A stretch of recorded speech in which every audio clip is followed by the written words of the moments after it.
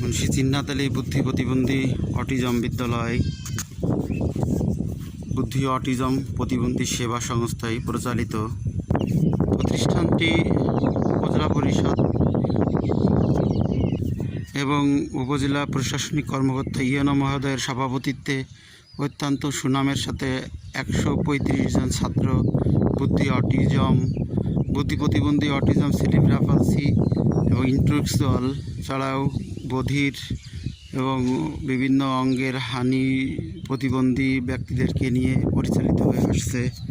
এখানে প্রতিবন্ধী বাচ্চাদের দিয়েই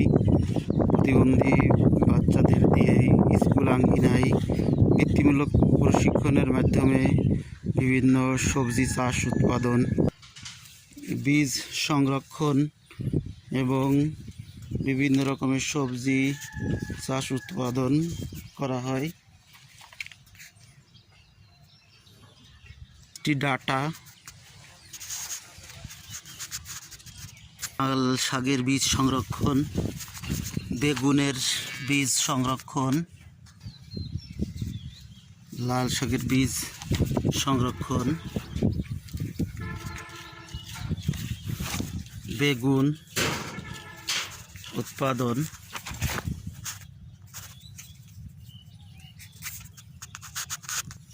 ভেন্ডি। এই মুহূর্তে সুমন অত্র বিদ্যালয়ের ছাত্র, সে পরিচ্ছন্নতার কাজে ব্যস্ত, বিভিন্ন সময় বিভিন্ন উৎপাদন নিয়ে ব্যস্ত থাকে।